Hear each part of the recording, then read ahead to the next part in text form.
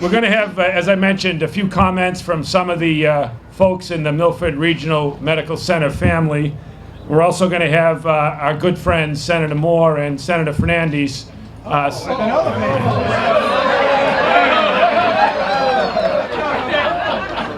Future Senator Fernandez.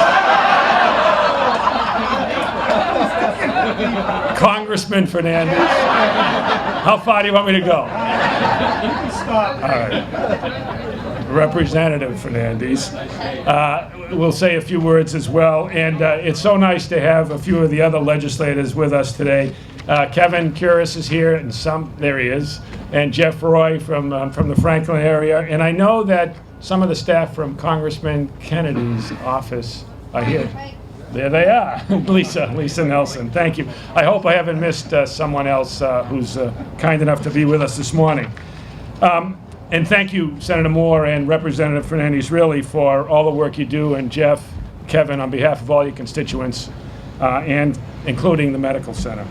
After the speaking program, we're going to have the traditional ceremonial groundbreaking at that dirt pile there with the hard hats. And then we'll be taking a few photos. And here's the fun part. After the photos, I've been told by Terry McDonald in our marketing department, I don't know what she's got in mind here, but we're going to do a little bit of a video and with some dancing. And if there are any brave souls out there that want to participate in the video, we'll be doing it somewhere over there. It could be fun. But anyway, after the ceremonies are over, certainly feel free, if you're not in the video, to stay around and enjoy the refreshments from Chef Barry. Now, to begin the program, as someone who has been with this system for 25 years, I feel incredibly fortunate to participate in many groundbreaking events and in many major building projects. The Hill Building, back in 1994, was the first such event.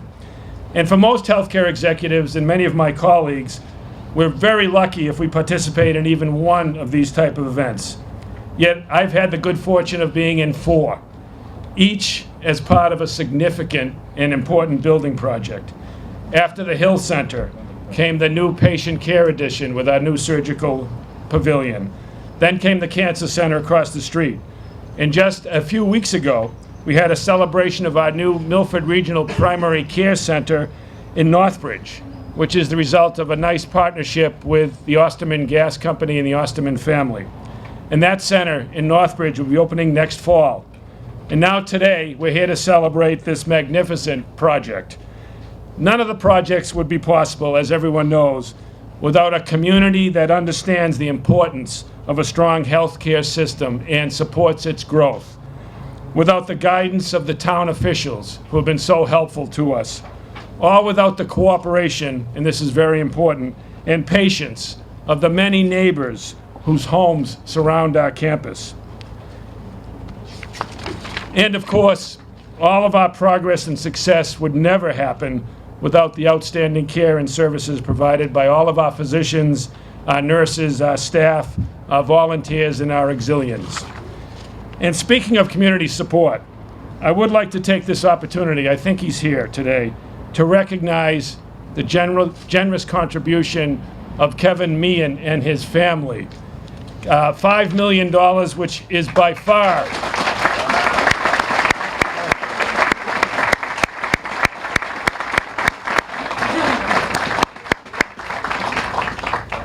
$5 million doesn't get you in the tent, Kevin.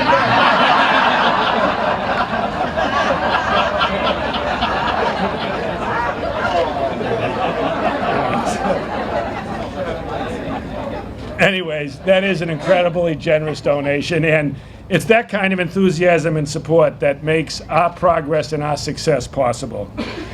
And it is clear that this community and our staff are continually focused on providing excellence in healthcare to the residents of this region.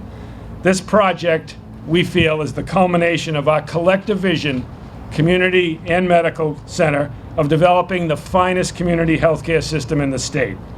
Our goal is always the same here at Milford. We want the best, most sophisticated facility manned by the elite in the medical profession. and we want the services and programs convenient and accessible to the residents of our service area. We want to maintain our independence here as a community hospital, but we also want the influence of the best healthcare minds in the world. Hence, our collaborations and affiliations with Boston Children's Hospital, UMass Memorial Healthcare, Dana-Farber, and the Boston Partners System. Again, thank you all so very much for taking the time to be with us to celebrate this great day and this transformative moment in the history of this terrific institution. Thank you again.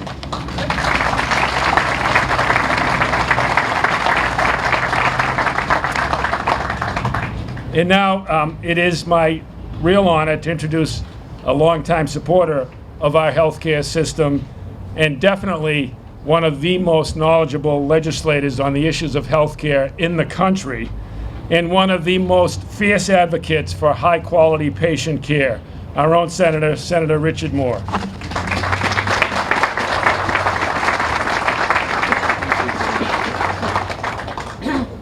Well, this is really a great day, and we have a lot to celebrate. Congratulations, Ed Kelly, on becoming the CEO.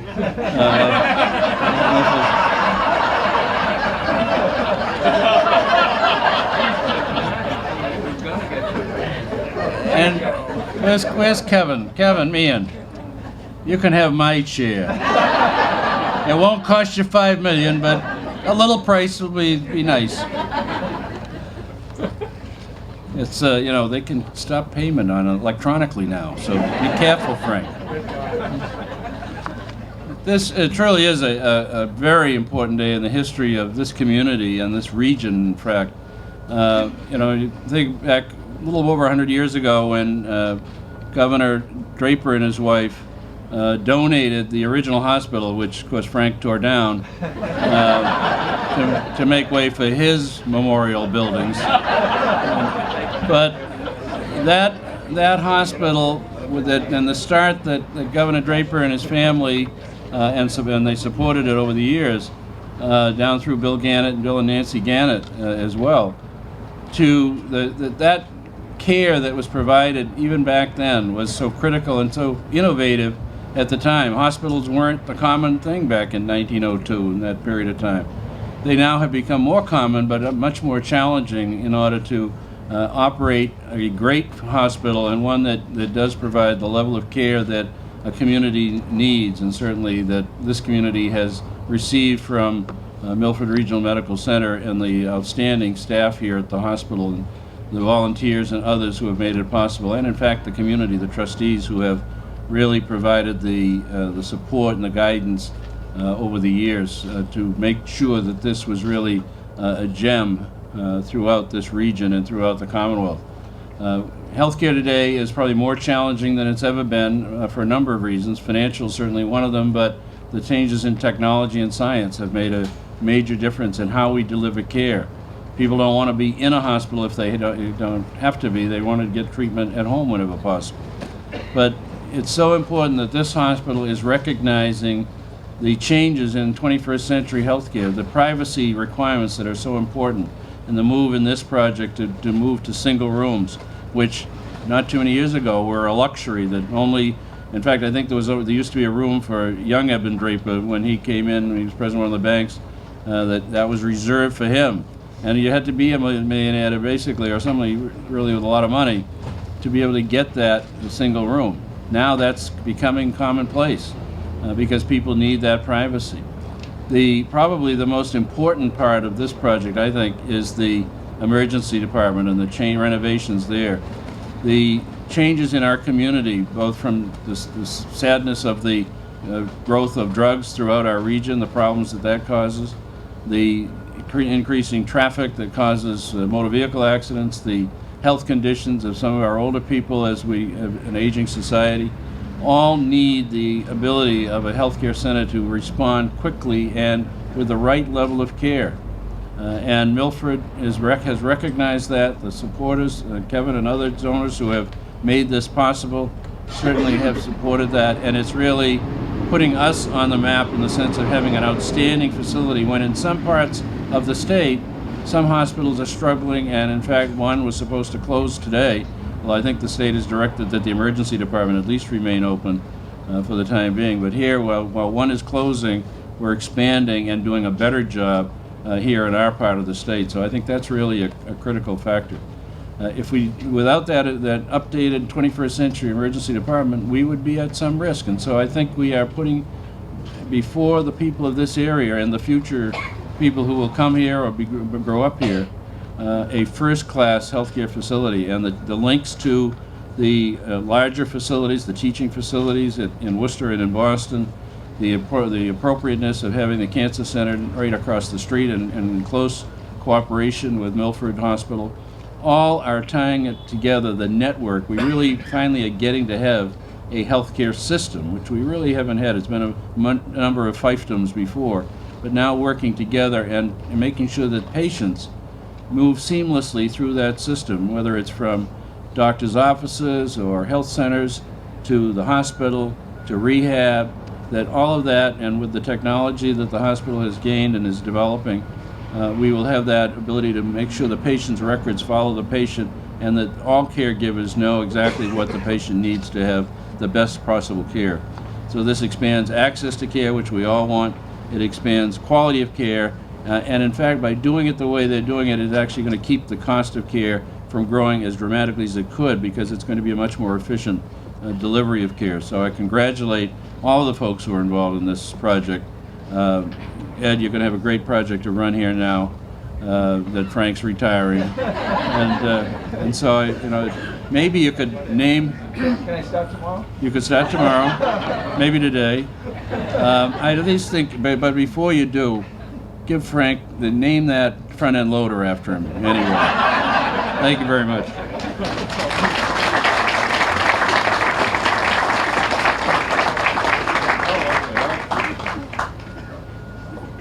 Now for my second speech. It's my great pleasure and honor to introduce my colleague in the House who represents... No, you're in the House. The people of Milford want you in the House for a long time, Joe. So does Joe Kennedy, and so do I. Frank told me I'm supposed to introduce my colleague, and so it's a pleasure to introduce a great servant of the people of Milford and the area, Mendon, Hopedale, and the precinct in Medway. Any of you from those areas remember John Fernandez? Okay, John Fernandez. You have to forgive him. He's in the Senate. They just don't know when to stop. And Frank, we've said this many times, stick to the script. It doesn't work. It's a pleasure to be here. It's getting old, actually, coming to these groundbreakings for the hospital, and I want to acknowledge that Kevin Quiros and Jeff Roy are here, colleagues in the House, and I know we joined together in congratulating the hospital on another great move. And Kevin and Jeff are so excited. They've got their campaign accounts are flush. They're going to match Kevin's donation, and they'll be writing the checks out before they leave today, correct? I'm right here. Yeah, good. Jeff's ready. Kevin, you ready? Of course. Yeah. Honestly, it's the last couple of decades of work at this hospital have been incredible, and I don't know if we tend to lose sight as a community of how lucky we are to see this progress when across the nation, and certainly across Massachusetts, as the senator said, hospitals are under so much stress that they can't maintain, never mind improve, the quality of service. And truly today, access to affordable health care, quality affordable health care, is the most important issue that we're facing. And talking to people who are advocates for health care, there is a strong recognition among the people I talk to in Boston about the real terrific work that's been done here. And it's been my pleasure over the years, prior to becoming a state representative, to work with Ed and Phil and Frank and the team of volunteers who have served on the boards over the years, as well as staff, to help advance some of the projects in the community, like the Women's Health Center and the Cancer Center. And just to see the continued effort is so important. It is, our community is so lucky, and this region is so lucky to have this. It affects us all from a healthcare perspective, but it affects property values. It affects a lot of different things that are important to people who live in the communities that surround this area. And this new expansion is just, it's so important. I kind of spend a lot of time in the emergency room, it seems. It's the only time I come to this hospital. And Dr. Negus, who works there, is my primary physician, we decided. But if you spend any time in that emergency room today, it's amazing the work that the staff does inside of that space, because it is so tight. And with the rights of privacy today, being able to manage that space in a way that is respectful, not just to the medical needs of people, but to the privacy rights, they've done a terrific job. But this new emergency space is going to be so important to the community and to everything that the hospital does. So I say congratulations to all of you. This is a very exciting day for all of us, and keep up the good work. Keep it going, guys. Thank you.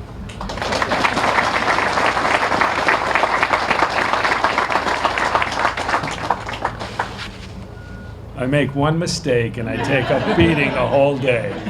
But you got the mic back. Yeah, exactly. Jeff Roy just asked me what his future holds. So he's a rep now. I'm not going to try that one, Jeff. Anyway, that CEO line was really good. So actually, now it is my pleasure to introduce my colleague, Ed Kelly. Ed and I have worked together for 20 plus years. And, you know, I'm fortunate. I get to stand up here and talk with everybody and probably get a lot of credit that belongs to everybody else who works so hard, from housekeeping to maintenance to food services to Ed and his folks, finance, Tri-County, Phil, and the whole team. And oftentimes those folks don't get the opportunity to do what I'm doing here and have done in the past. But it's great that Ed, now as the president of the hospital, running the hospital, has a chance to make a few comments about how excited he is about this project. And again, I appreciate the work he's done, and Dr. Robakevich and all the folks who are here today from the hospital. But Ed's going to say a few words about the project. Ed.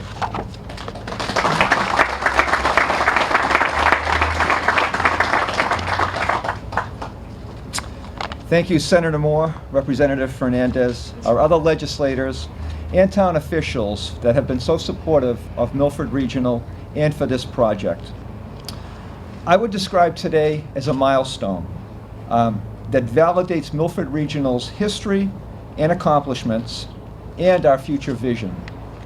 Believe it or not, the original planning of this project started back in 2010 with what we call the charrette process. We knew we needed to expand and wanted to prioritize what we would build. It was no surprise that an emergency department, ICU, and med-surg units represented the greatest needs. Our current emergency department was built to handle less than 40,000 visits annually. Today, it sees close to 60,000. It's terribly undersized. Our new emergency department will be more than double the size of our current one, and it will be built to serve up to 70,000 visits. Our current ICU, which is 10 beds, was built over 30 years ago. Though it served us well, the rooms are not large enough to accommodate today's equipment. Our new ICU will be 16 spacious rooms and will meet the needs of today and our future. Finally, our expansion will also include 24 med-surg rooms. With this addition, we are hopeful that at the end of the project, we will have all private rooms throughout our house. This project will be the largest in Milford Regional's history and will total more than 78,000 square feet. Regarding this project, individuals will relate to different milestones. For some, it'll be the trustees' approval to go ahead with the project. For others, the financing or state approval, or when we establish the fundraising goal, and for some even when we got a building permit. But for me and many, today is the milestone I'll never forget. As I've talked to our staff, this time couldn't have come quick enough. I think many of us will look back at today as a major milestone in Milford Regional's history, and for many of us, it's a career day. This project is all about our patients, So for anyone that's had a hand in helping us to get here, thank you. As I've walked around the hospital and talked to our staff and have seen their space challenges, on behalf of them, I also say thank you. Often, I've been asked about how does this project or Milford Regional fit into healthcare reform? Many days I say the math of healthcare reform just doesn't add up. But one thing I am certain about is our goal here at Milford Regional is focused on taking good care of our patients. If we do that, and we do it well, there'll always be a place for Milford Regional, no matter what healthcare reform evolves to. In closing, in reflecting on today's milestone, I'd like to take a page from Neil Armstrong. Today's groundbreaking is a small step in construction, but a giant leap for future healthcare in our community. Thank you.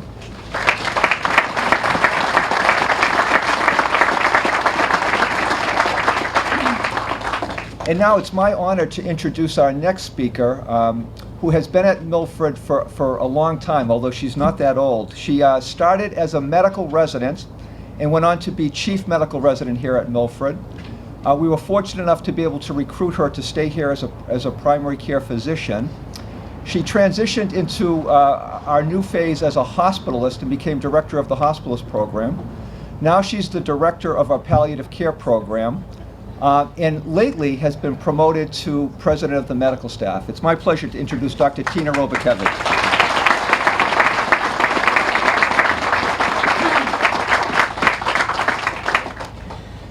I would like to share a story. It's about an 88-year-old man who had had chronic health issues, including progressive memory loss and chronic pain related to severe arthritis and narrowing of his spine. Although he had previously received care at numerous other hospitals in the greater Boston area, he was brought to our emergency department when he developed confusion and agitation. The emergency department team there diagnosed a heart attack. He was admitted to our intensive care unit, and there multiple specialists were involved in this patient's care, including the palliative medicine team. Our palliative care team was there to add an additional layer of support, to make sure that symptoms were managed, to make sure that the treatment that was provided to this patient met the patient's goals and values. When I first went to evaluate the patient, he was minimally responsive, but mildly agitated. His daughter, who was the healthcare proxy, spoke on the patient's behalf. She was very open in her distrust of healthcare providers, having had what she considered very negative experiences at other hospitals in the greater Boston area. She expressed her concern that the agitation that the patient had was related to pain.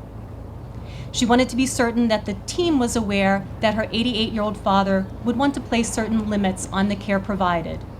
He would not want invasive procedures such as heart catheterizations, and he would not want heroic measures should his heart stop. Despite the care that was provided to this patient, he had had extensive damage to the heart muscle. He subsequently had progressive organ damage, and in follow-up meetings with the family, the decision was made to transition the focus to comfort measures only. After monitors were removed, the patient was transitioned to a private room on the medical unit, where he received aggressive care of symptoms and died peacefully with his family at the bedside. When I returned to the room to express condolences, the daughter gave me a big hug and wanted to let me know that the care that the physicians, nurses, and clinical staff in the ED, ICU, and the medical floor at this hospital was the best care provided to her father of any of the hospitals they had ever been to. The point of my story: this building project adds to the extraordinary patient-centered care provided by the clinical staff in the ED, ICU, and medical floor. It adds an additional layer: more state-of-the-art equipment, more private rooms, private spaces to have these important conversations, and as a bonus, the rooftop garden where families can go to take a little break and rejuvenate. Thank you.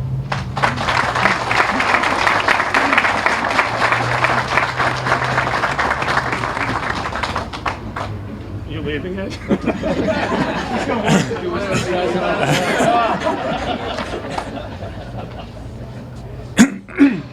After listening to that story and realizing the kinds of providers and staff that we have here, I think you now know why we're so successful. And Tina was concerned about public speaking today. That was absolutely perfect and beautiful, Tina, and thanks for zeroing in on what really is important here and really what makes us so successful.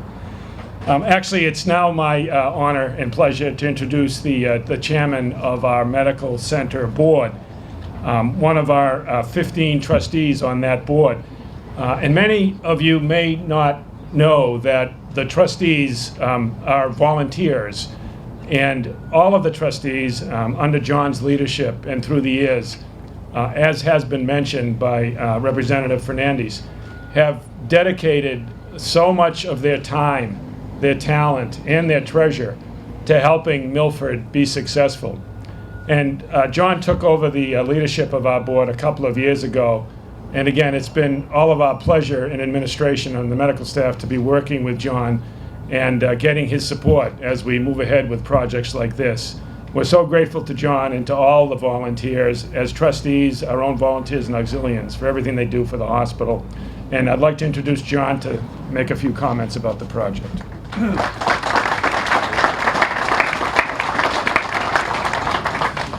Thank you, Frank.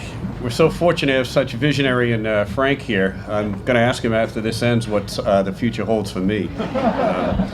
Hopefully I'll be as successful, but thank you very much. And as Frank said, I am chairman of the Board of Trustees, but I'm one of 15 people, and I'm fortunate that I'm able to represent the board. It's a real honor. My medical experience probably stops at applying Band-Aids and giving out aspirins. I never thought I'd be in this type of position, but it's a real honor seeing how things work with the medical staff and working with our other board members, and so that I don't get all the credit, because we've truly tried to create a team effect. There are other board members out here today. Could you either stand or raise your hand, please? Thank you. I think they deserve a...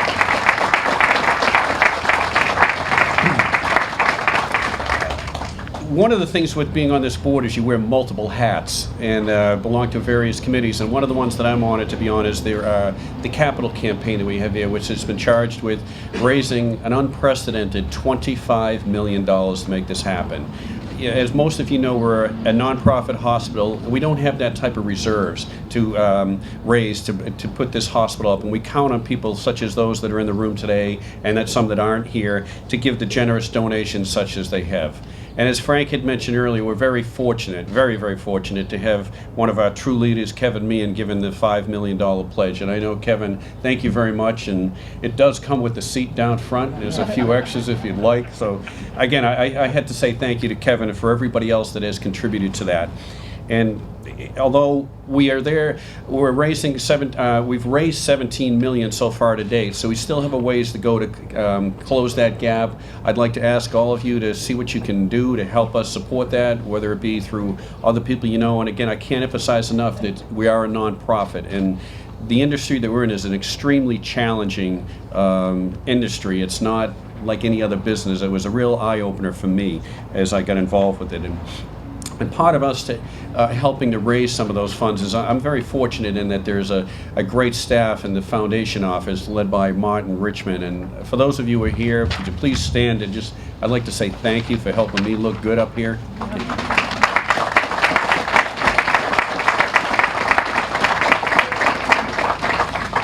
And again, we have a long way to go, and I'd like to say thank you to everybody for being here. And one final note that I would like to do is that although there's a lot of trustees, a lot of these are new trustees that have donated their time, and there's one here that I saw earlier that spent 42 years, he may correct me, at 43 years on the Board of Trustees, and I'd like to acknowledge him for all his long, hard, dedicated work. Judge Francis Larkin, I don't know if that came with a seat.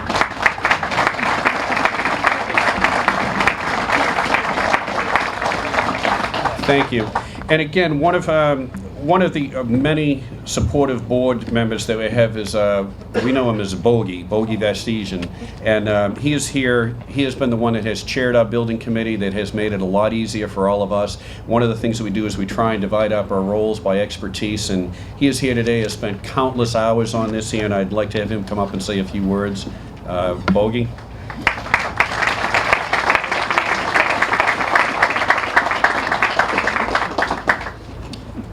Good morning, everyone. Where's Frank? Frank, you're off the hook. John doesn't know how to say my name either. You're off the hook. Bogey, whatever you said. I'm not quite sure. I'm not quite sure what it was, for God's sake. But at least hearing it at least helps me relax a little more, because like Tina, this is probably the most frightening thing I ever get to do in my life. It's terrible. And just to give you an example, I don't know how many of you can see this. It says on the top, this is from my wife. Slow, slow, slow. Don't get carried away. So, good morning, everyone, and thank you, John, for the great introduction. I am both proud and honored to be standing here in front of you today as we prepare to break ground on this extraordinary project.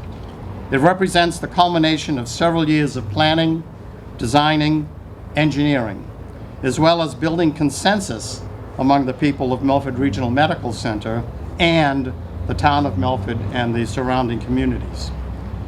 And we have arrived at a plan that made sense for the medical center and the broader Milford community that would ultimately benefit every patient who walks through our doors. Our intent was to develop something that was enduring, a space that could be adapted and adjusted to the next generation of healthcare. As quickly as change occurs in today's healthcare environment, any structure needs that flexibility, and we believe we have addressed it. I would like to echo the sentiments of so many who spoke here today before me concerning the community-minded focus of all those committed to the hospital. My primary purpose is the building committee. Our building committee is made up of a group dedicated to create and foster an environment for the care of our friends, our families, our neighbors, and all of you here and everybody who lives in these communities.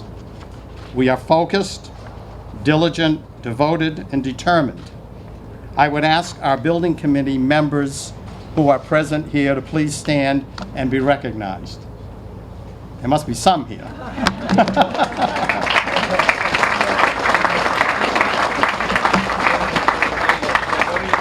We're all standing. They standing? Nah, Fitzy's taller than that. Come on. Okay. We thank you for the invaluable input and expertise. You guys are doing a great job. And to some extent, as Frank says, it's wonderful to have all these people around you and to take the credit for all their work. I would also like to recognize two firms that have been with us on this project from the very beginning. The first is Murphy McManus, who serves as our owner's representative and quarterback on the project, and has been the voice of reason and thoughtful expertise and advice throughout the project. I'd like Peter McManus, if he's here, to please, he's hiding, get over here, we don't see you hiding. On a personal note, when Greg Burrell and Kevin Meehan ambushed me to take on the chair of this group, I was even more frightened than giving public speaking. But because of Murphy McManus and especially Peter and Kevin Walsh and his staff, it's made the job very, very comforting.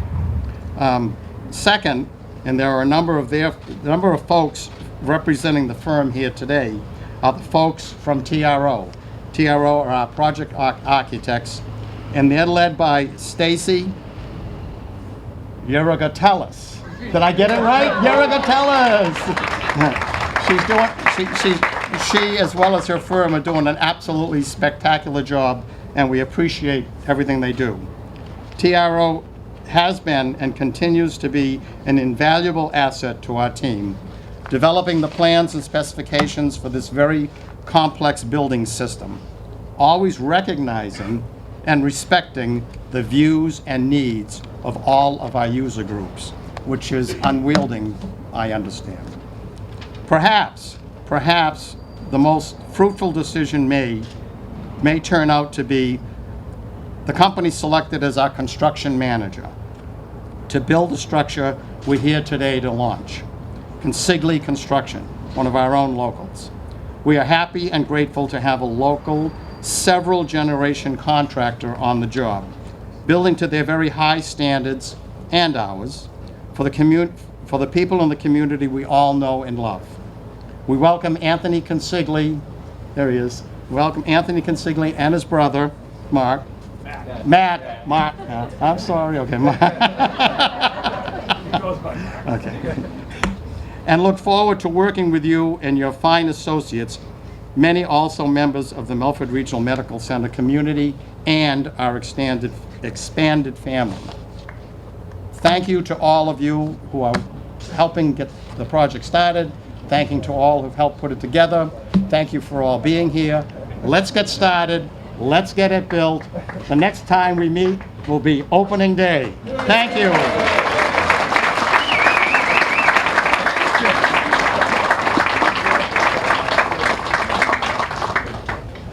Again, thanks everyone, and the good feelings and the positive atmosphere that exists here today, again, is just symbolic of what a great community, what a great facility, what a great organization this is.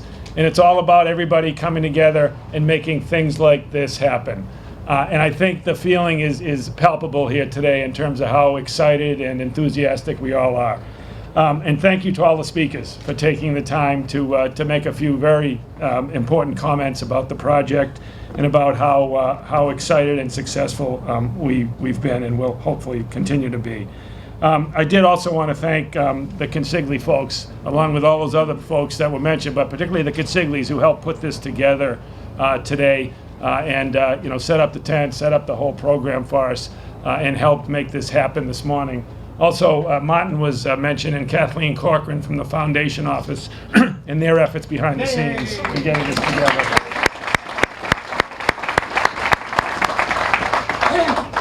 And lastly, Terry and her crew, Megan and Terry. You're right about the script, John. I need a script. Your name's Megan, right? How can you expect to know 2,400 names, really? All right, anyway. I don't know exactly what these folks are going to do with that video, but in a moment, we're going to get involved if you're interested in the video. But before that, we do have a picture to take at the groundbreaking and behind me. I'm sure you can figure out where the groundbreaking is going to take place. And if you're not sticking around for pictures or for the video, please feel free to help yourself to the refreshments again. The first picture is going to be taken with the speakers, so make sure that the speakers all stick around for that first photo. We're done. Thank you very much, everybody. Really great to have you here.